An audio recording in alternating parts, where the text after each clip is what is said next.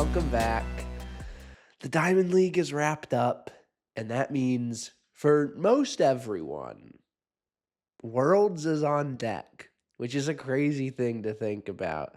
The Zurich Diamond League, served as the Diamond League final this year, took place over the last 2 days. I am filming this very late on Thursday night, so technically, most of the action still went down today.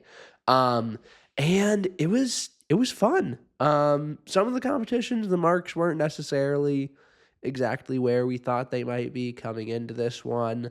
Um, but at this point, with this meet being 2 weeks out from like the real big one, it kind of makes sense that, like, I know I heard Mykolas Alekna say something in an interview with Dan McQuaid post meet that like he's still in a really heavy kind of training cycle and hasn't really like fully started the peak yet in the world. So I assume that's probably a lot of people are kind of in the same spot with that one. So that maybe explains some of the marks. But regardless, there were still some really fun competitions. There were some big marks that came out of this one.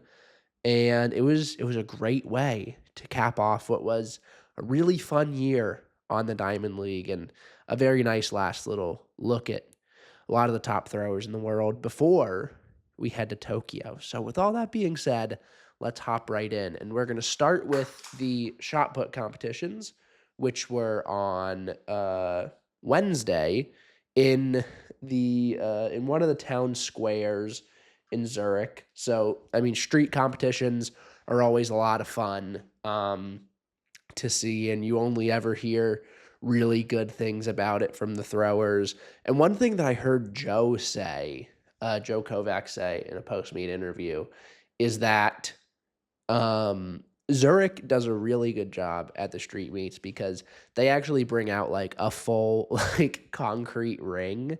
So it's not as like unusual, I guess, of a ring as you'll see in some of the portable rings that they have at other street meets.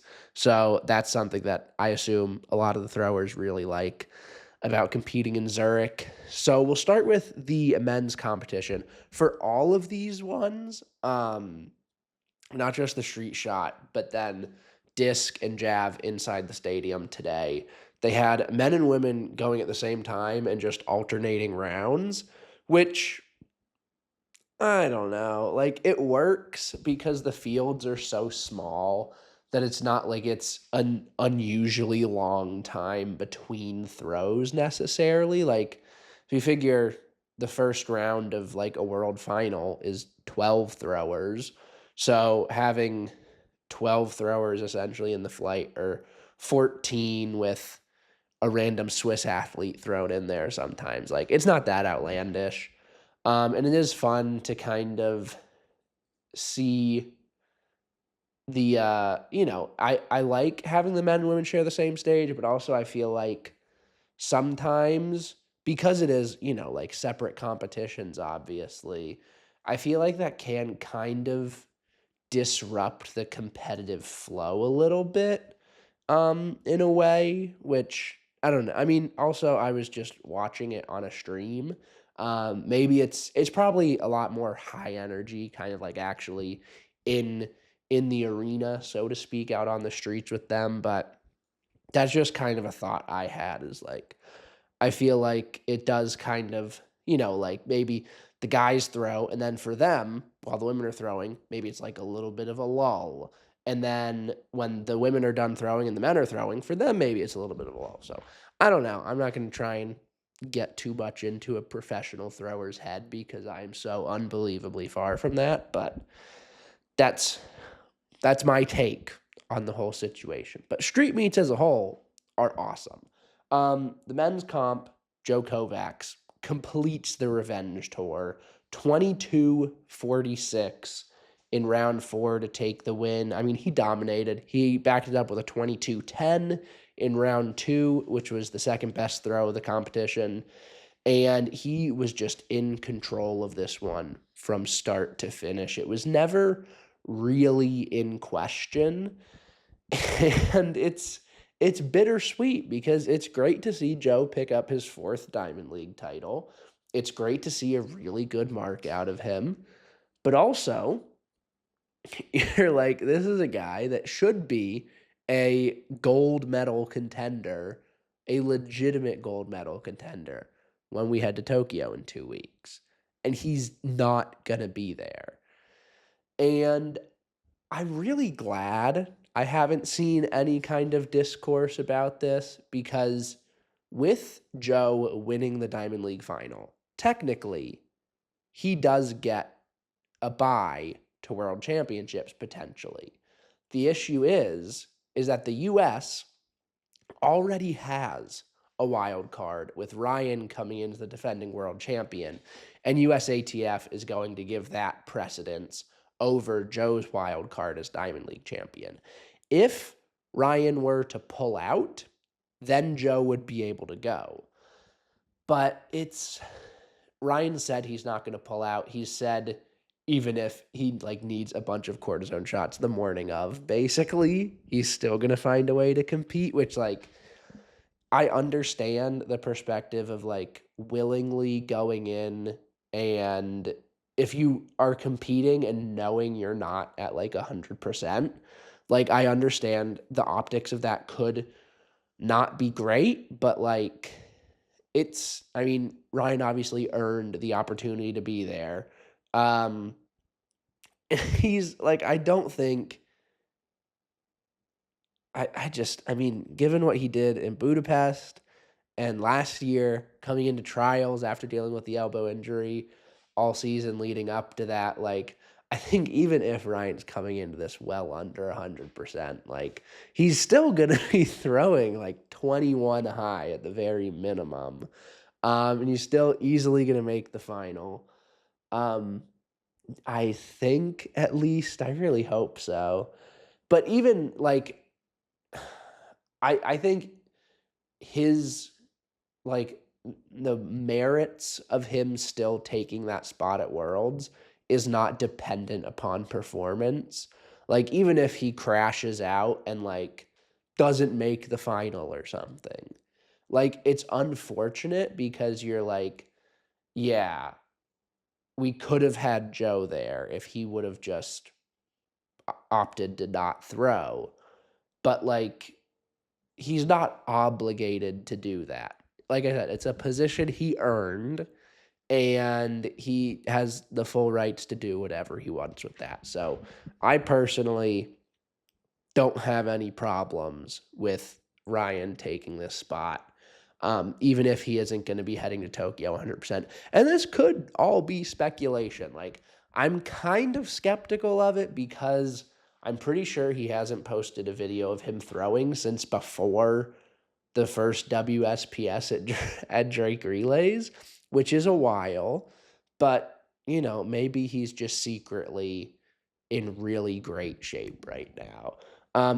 He's been posting all his normal lifting videos and stuff, so he's physically in really good shape. It's just a matter of where he's going to be able to get to technically, and how he's going to be able to translate that physical shape into actually putting distances out there before we get to Worlds. And I really just can't even begin to speculate on where that might be. But like I said, I don't really think it matters where he ends up when he competes at Worlds. And even if he doesn't do great, I don't think he deserves any sort of backlash for that, because it's his right to go there if he feels healthy enough to compete. So that's my 2 cents on that I'm sure you guys were all anxiously awaiting. But yeah, for Joe, you wish the season didn't end here for him, but there's really not much more you can do coming out of a disappointing day at USA's than win 3 out of your last 4 competitions against the guys who are going to be the biggest contenders in the world final.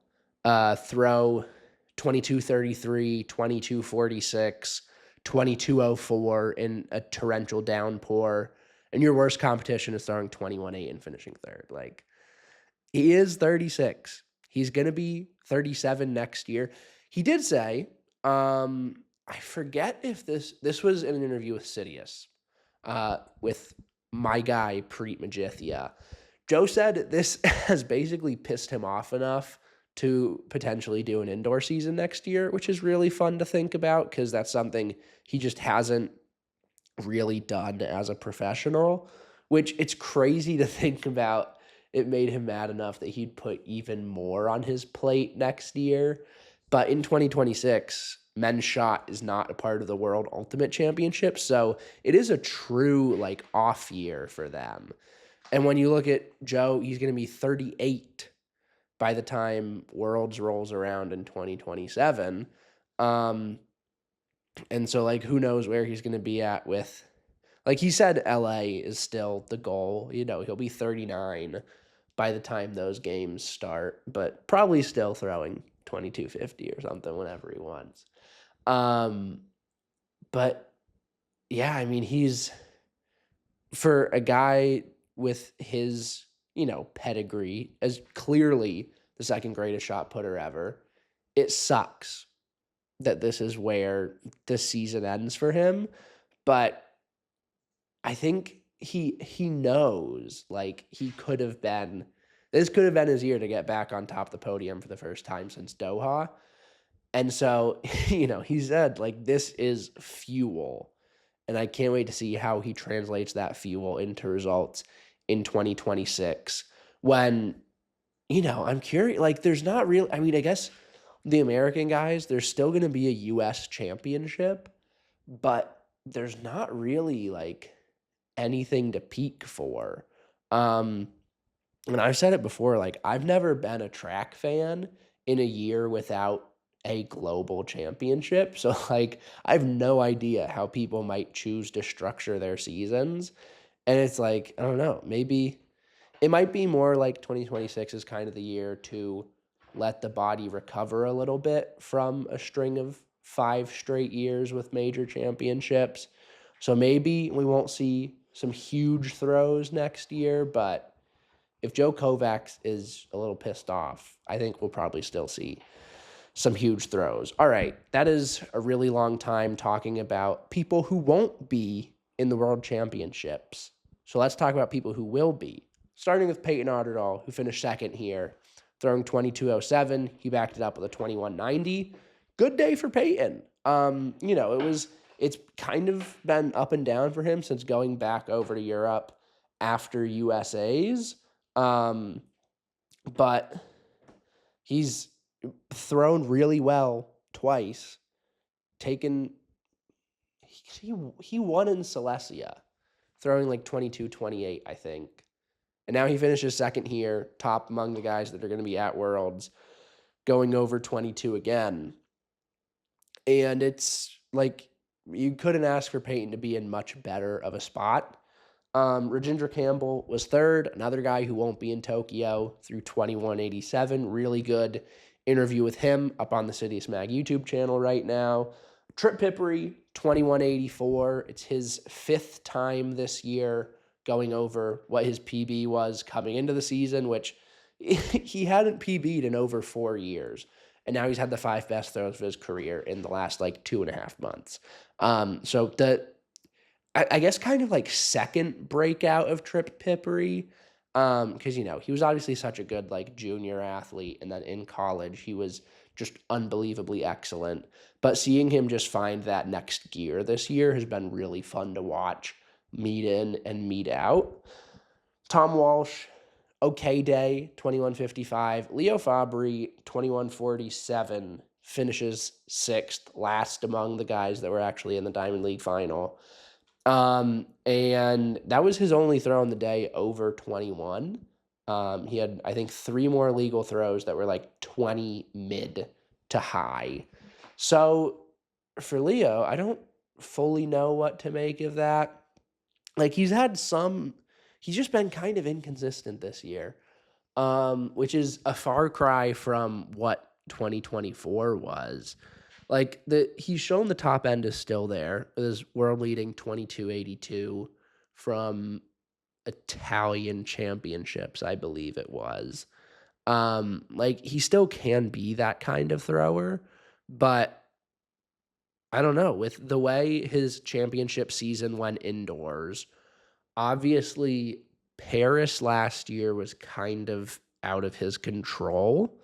But there still were guys that were able to handle the conditions better than he was. I don't know. I mean, it's hard to say he's not like, or it's hard to like question his fight in championship situations, because like the first time he broke 22 was throwing like 35 centimeter PB or something at Worlds in 2023 to take silver behind Ryan Krauser. So it's, you can't really just say like, oh yeah, like he's a choker, blah blah blah blah blah. I mean, he won Euros last year. He got, pretty sure he was, I think he might have been bronze at World Indoors in 2024. So like, I'm not writing him off as like not a good championship kind of elevator, I guess.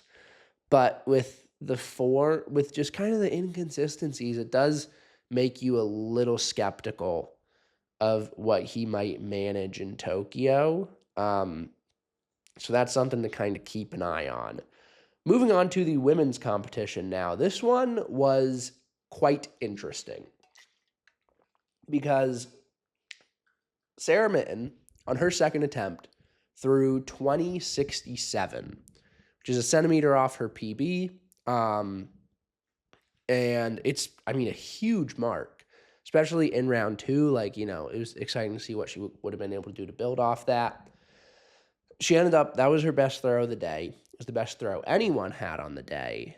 And she was declared Diamond League champion, second year in a row, for like 45 minutes. Because eventually there was a protest lodged, and that second round throw was overturned. And later, posthumously, I don't know, I guess that's the best way to describe it, later ruled a foul.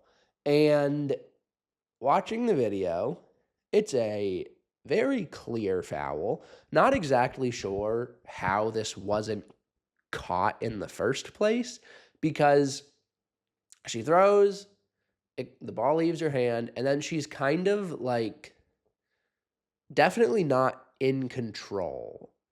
But she manages to like hop around. She gets to the back of the circle, and then she kind of like hops out. Like she doesn't really step out. And the like rule of thumb you always kind of hear in like high school or whatever is like, you need to leave the back of the circle in control. And I looked through the World Athletics rule books, and it doesn't actually say anything about like being in control when you leave the circle. It just says two things. You need to leave the back half of the circle, which Sarah did, and you need to leave after the implement has landed. And watching back, Sarah stepped out of the circle when the shot was probably still like a foot and a half off the ground. So because of that, that 2067 gets wiped off the books. Second year in a row where Sarah has a really big throw at the Diamond League final that's a foul. Because, last year was like kind of the ticky-tack shoe foul or foot foul she had like on the top of the toe board, I think it was, in Brussels, where that throw was probably, like 2080 at least or something. It was huge. And then this one's probably more, it probably stings a bit more, because that one was like immediately called a foul, and she still won anyway. This one, she thinks she won for like an hour, and then it's like, yeah, just kidding. You actually finished third, because the next best mark she managed on the day was 1999, which, like I said, only good enough for third behind Jessica Schilder, who threw 2026 in round 4, and Chase Jackson, who threw 2008 in round 2. So kind of heartbreaking for Sarah. Not really kind of. It just is. But mainly it's like it's not heartbreaking that it was called a foul necessarily, because it was pretty clearly a foul. But the fact that it wasn't originally called a foul, and then that like Bo of both throws made a really good point where like that the decision that that throw was legal completely changed the like DNA, I think is the way he phrased it. Completely changed the DNA of the entire competition. Because instead of Sarah needing to battle back from behind, Sarah thinks she has a 40-centimeter lead on everyone. And everyone else thinks, oh, Sarah just hit a really good one. Like, we got to really push to get something big to like move ahead of her now. And so there's just a lot of parts of it that get completely flipped on their head by this throw, which it's a pretty clear foul. Like, I don't know, especially because it was in the first 3 rounds. Like, I don't know how it wasn't even reversed, like, when they reordered after 3 rounds. Like, I'm a bit puzzled on that one. And it sucks for Sarah, but she is, if Joe Kovacs was pissed off about not making the US team, I think Sarah is going to be even more pissed off about getting a Diamond League trophy swiped from her in this fashion. So she's going to be a woman on a mission when we get to Worlds. But with that happening, Jessica Schilder becomes the 4th Dutch woman to ever win a Diamond League crown. 2026 continues her excellent season. Really, really solid mark from her. Chase finishes second, throwing 20.08, like I said. And Chase is still dealing with a finger injury that popped up prior to USA's. And she said she's going to a specialist like this week to kind of get that checked out and dealt with. But, man, Chase's first throw, a lot of her throws were down the left side of the sector. Her first throw was probably, it looked like it was like 2097 or something, like 2085 at the very worst. It was absolutely huge, and it landed smack dab on the sector line. And then after that one, she just couldn't quite get back there. So it's a frustrating finish for Chase, but she said like this is her like absolute worst day. And she threw 20.08. So her and Coach Paul Wilson have got 2 weeks to get it right. 2 weeks. It's probably honestly more than 2 weeks. I don't know when women's shot actually starts in Tokyo, but they've got some time now to figure some things out, to get this finger issue sorted out.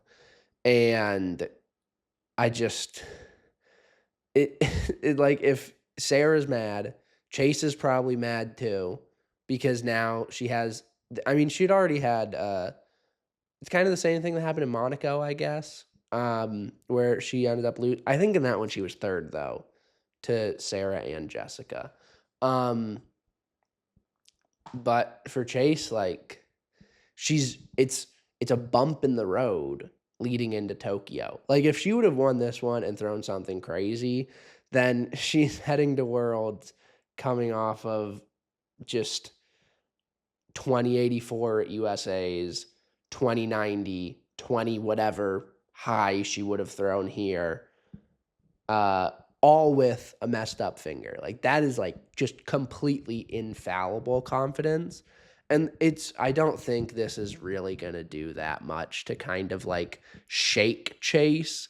But for the sake of everyone that's going to want to beat her in Tokyo, I think it's probably good that they were able to put a little kind of speed bump on her road to what seems like a 3rd straight gold. And who knows, maybe if this finger thing does end up being a bigger problem than it maybe feels like right now, there's a chance it could really shake some things up in Tokyo. But as of right now, I mean, I think Chase is still pretty clearly the very obvious favorite for gold when we head to Worlds, because I mean, if Sarah can stay in the ring, like 2067 is going to challenge Chase, but ultimately, like, Jess, 2026, I don't really know how big of a deal that's going to be for Chase to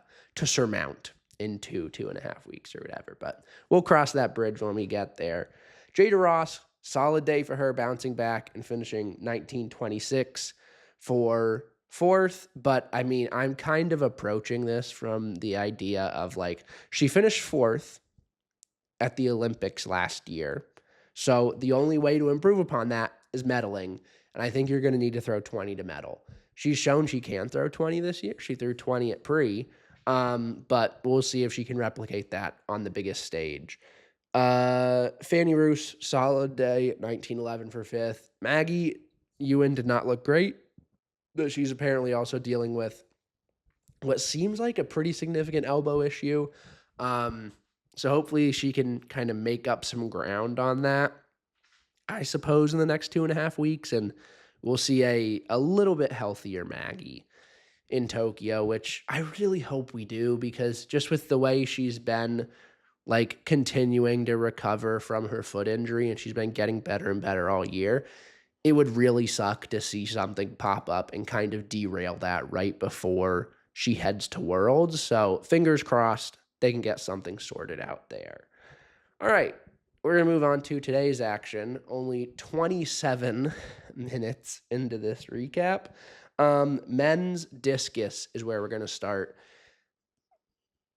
Kind of a disappointing day, I suppose, but Mykolas went 68-29 on his first throw, and he ended up improving that to 68-89, but that first throw would have been good enough to win by a meter, which is lame. Like, 0 lead changes the entire competition.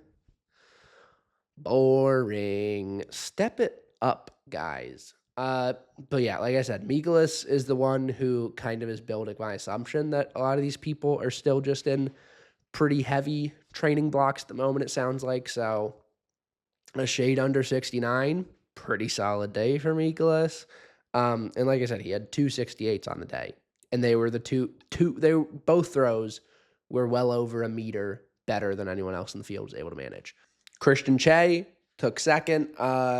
His day started with 2 fouls, but then he was able to kind of build nicely throughout the middle rounds, and 67-17 ended up being his best mark of the day.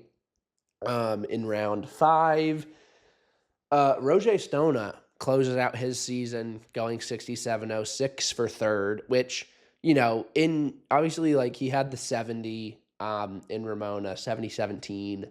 But for Roger, his international competitions haven't been super impressive this year, which isn't that big of a deal because obviously he's not going to be at Worlds. But this was a really nice, like I said, it's a really good way, I think, to end his 2025 campaign. And we'll see what's in his future now. Like, maybe with next year being a complete off, I forgot if Discus is in the World Ultimate Championships, but like, maybe next year we'll see him go more focused on NFL stuff, with there not being World Championships.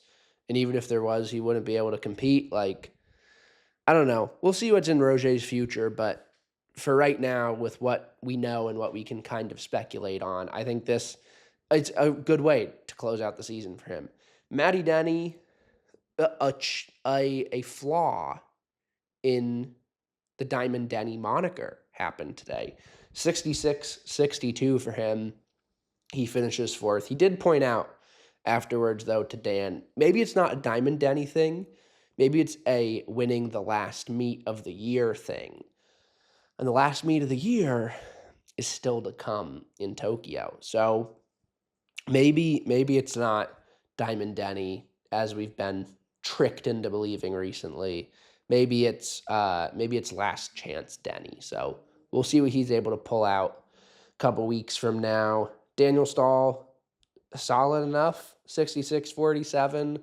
I think he's probably still, in terms of like true medal contenders, I think Mykolas and Ralford have kind of cemented themselves as locks in that category. And then I think it's Christian and Maddie as well. I think I would put Daniel they might kind of be in their own little like quartet, and then Daniel Stahl might be just outside of that quartet, I think, right now. Um, but I mean, it's Daniel Stahl going to Worlds, so I'm never ever going to bet against him.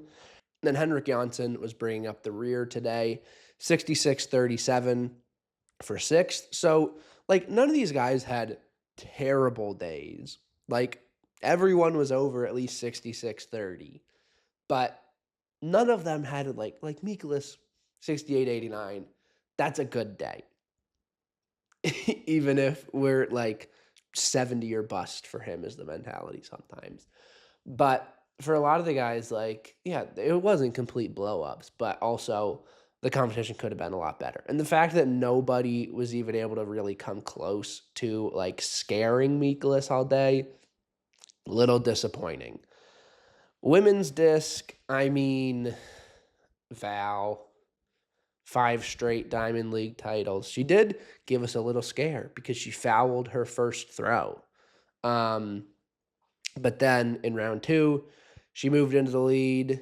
In round 3, she threw a mark that nobody else was able to match on the day. In round 4, she goes 69-18, which ends up being the winning mark.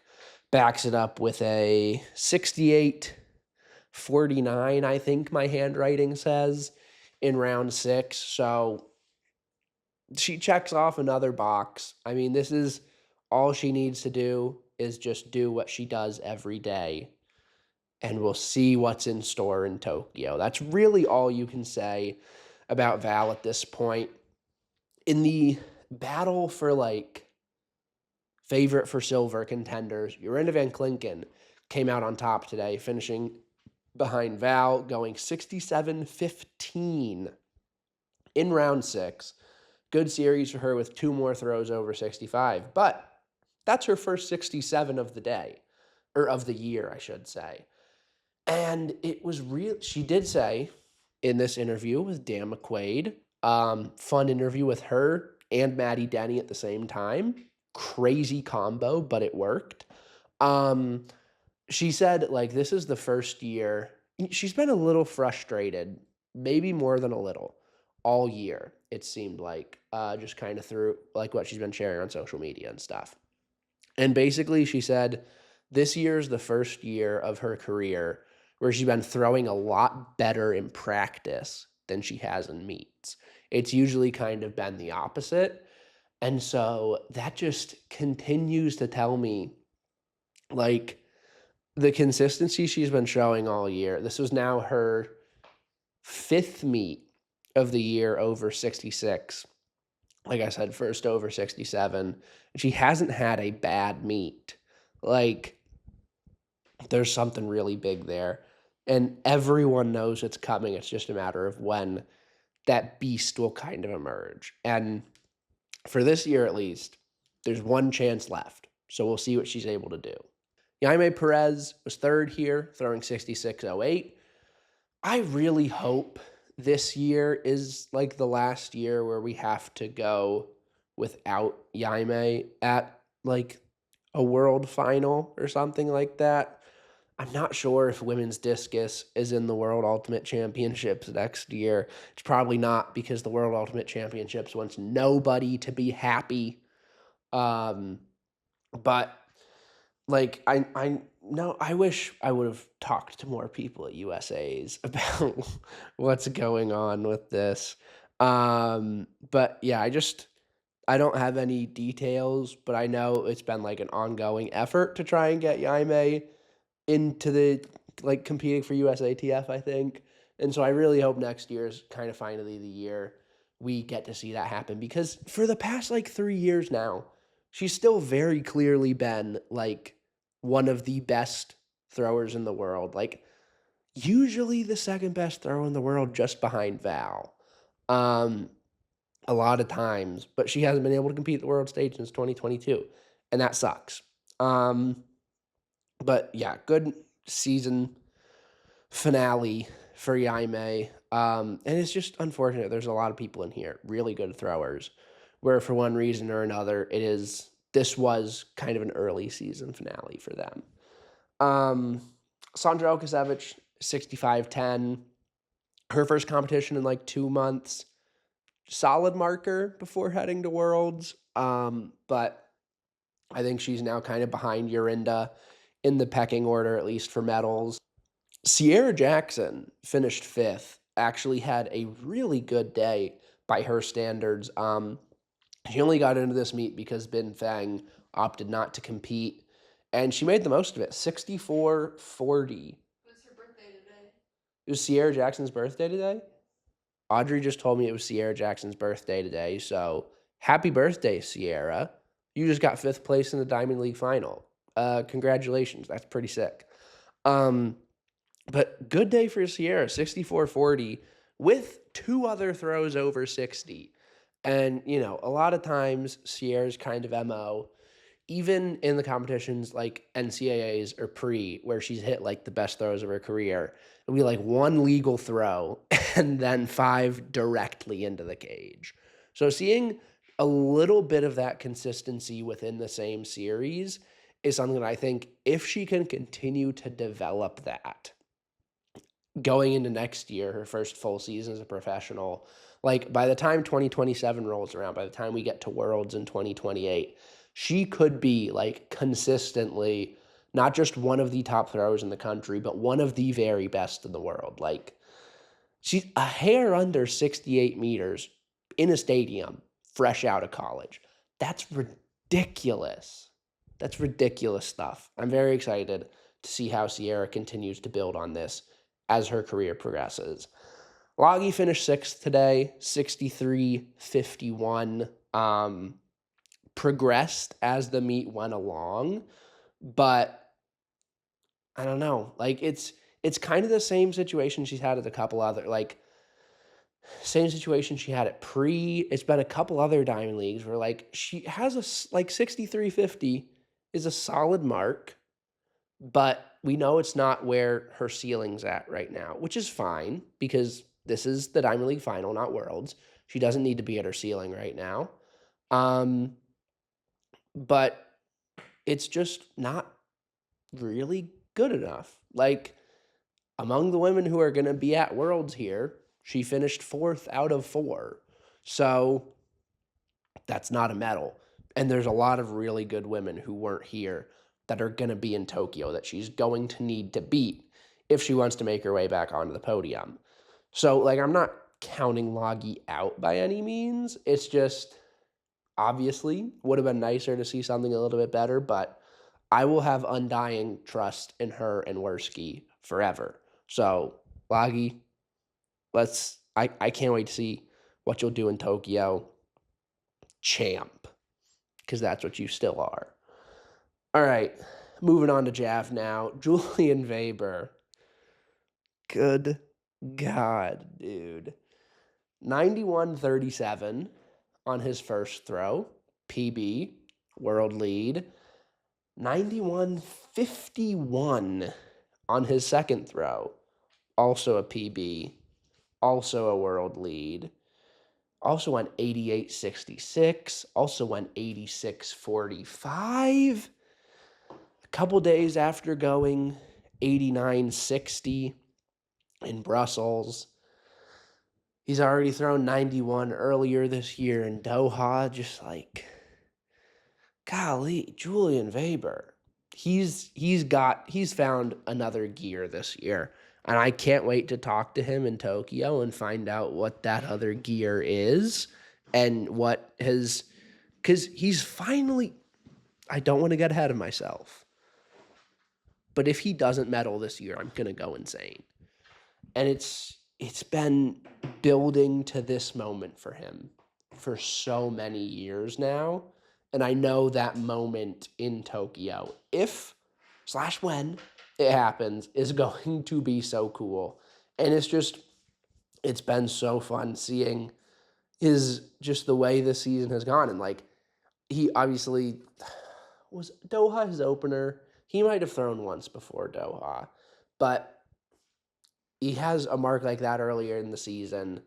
and now he's replicated that, and it's not like it's just a one-time thing. And so he's shown, like, even if Arshad Nadeem comes to Tokyo and is throwing really well, like, no matter who is in the field, they're going to need to bring their absolute best if they want a shot at beating him for the world title, which is, he's doing everything he possibly can do, and he's heading to Tokyo clearly as the gold medal favorite. Neeraj Chopra, his first competition in about 2 months here, not great. Finishes second, but the mark is only 85.01. That came in round 6.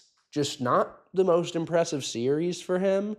He's got 2 weeks to get it right, and we'll see kind of where he's at by then, because, like, it's Neeraj Chopra. I'm not going to get concerned about where he'll be come championship time ever, because, like I said, I mean, he's Neeraj Chopra. Have you heard of the guy? But this wasn't the most encouraging result he could have had, to say the very least. Down the list, we got a solid third place showing for Kishore Walcott, going 84.95. He, was in second for most of the competition before Neeraj passed him in round 6. And then Anderson Peters, fourth at 82.06. And, like, last year, Brussels was a good marker, getting back over 85, but he hasn't looked good this year. Okay, good is relative. He hasn't looked like Anderson Peters this year, which is a super high bar to approach, but I think there's probably a couple guys you would probably consider for medals before him, which is weird to think about. The guy who was, like, Olympic bronze medalist last year, world champion in 2022. But that's just the nature of this event, and that's just kind of where we're at right now. A little bit out, little ways out from Tokyo. Women's jav, Alina Tzenko gets back on top, 64-57 in round 1. Bookends it with a solid mark of 63-53 in round 6, which also would have been good enough to take the win. I think it's her first win at a competition like this since, like, the early season Diamond Leagues in China, where she was just cleaning up and throwing, like, 64 high after 64 high. But I mean, it's a good day for her. She had a couple throws over 60. Like I said, the 2 best throws of the day. And women's jav is just so stupidly wide open, because Adriana Vlagos finished second, and, like, okay day, 62.96, 2 more throws over 61, but it's a far cry from what it looked like she might have been capable of earlier on in the season. And then the big one here is Haruka Kitaguchi, 60.72, finishes dead last. Did not break 60 until the final round. And, last week she threw 50 meters in Lausanne. And I think it's fair to say, like, getting concerned about that is an overreaction. And as an overreaction, given the conditions that they were all throwing in Lausanne. This one, I might be concerned, because I don't think that, I know, like, I talked last week about how, like, Neeraj usually won't compete for, like, 2 months leading into the global championship or whatever. I don't think Haruka really does that. And, like, last week was her first competition in over 2 months, I believe. Did not go well, but not really her fault. This one, there's no reason I think she should have been under 61 here. And so now, like, the extended time off, plus the not performing that well, does have me kind of scratching my head and stroking my chin a little bit. But if there's anyone that'll find a way to deliver on that global final stage, especially in front of a home crowd, like, it's gonna be Haruka, because you figure she's by a pretty significant chance, I think, Japan's best shot for a medal. I mean, maybe Rashid Murataki in the 110 hurdles, but he didn't have a good day here either. Like, she's Japan's best chance for a gold. And so she's definitely going to be, I think it's unfortunate on one hand because, like, it's kind of added pressure on her, but also she's going to have just the most insane crowd support like you could ever imagine. So I'm very curious to see how she'll respond to that, but definitely would have hoped to see a few meters more out of her today. Joanne Duplessis, strong third place finish, 62.26. And she had 2 throws over 62, and then 3 additional throws that were over 60. So 5 over 60 on the day. She put together the best series, but only finishes third. And like for Joanne, I mean, she's been pretty consistent all year, which if an event like this, like, you know, we saw last year, maybe consistency is just the thing that'll be able to get you a medal. But in terms of like actually getting to the gold, I just don't know if her ceiling is high enough to necessarily get to that point, but I could absolutely be proven wrong. There's always kind of that opportunity for breakthroughs, which we see every single year. So really counting anyone out on account of their ceiling is kind of stupid, but I'm going to say it anyway. Mackenzie Little finished 4th here. 2+ meters season's best for her, going 61.96. Her first time over 60 on the year. Could not ask for more out of her. And, you know, it looked like she was kind of dead in the water all season. And now, 2 weeks before Worlds, she could be weaseling her way back into that medal contention, especially with Haruka looking the way she has, especially with Flor Denise Ruiz Hurtado going 60.86 here, finishing 5th. Like, the wide open, and Mackenzie, if we're talking about ceilings, we saw in London last year what Mackenzie's ceiling can be. It's pretty damn high. So she could absolutely just come in there and stun some people.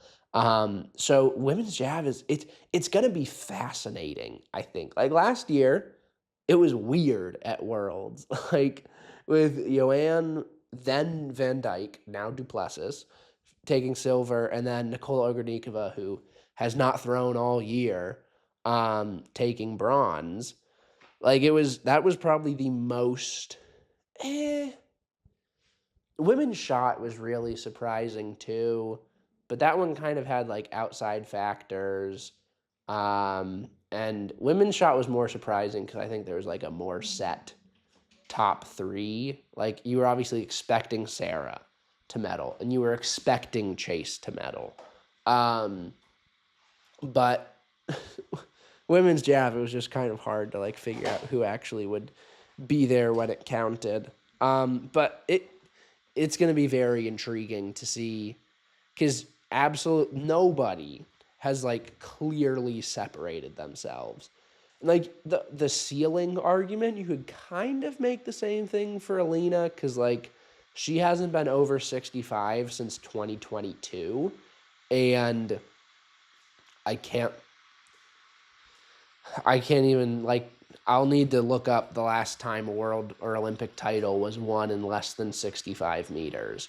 It seems like if there's going to be a year for it to happen, it'll be this year, but I don't know. Well, it's going to be a really tough one to predict, but it's going to be a really fun one to watch, I think. Even if the marks end up not being, like, super big, I think there's going to be a lot of back and forth. There could be some surprises. And maybe it'll all just shake out kind of chalky, and we'll see, even if it does that, and we see the defending world and Olympic champion win a world title in her home stadium, that's still going to be really fun. So women's jab, definitely one to keep an eye on. And that is that for the 2025 Diamond League season and the 2025 Diamond League final, hosted at the Weltklasse Zurich. It's been a good year, and it's about to get a whole lot better because we're going to Tokyo, baby. I cannot wait. We're going to have predictions coming up sometime. I'm going to regret all of them, but that'll wait for another day. For now, that is all I've got for you guys. Thank you so much for watching. Please don't forget to like, subscribe, follow the podcast on Spotify, comment, and let me know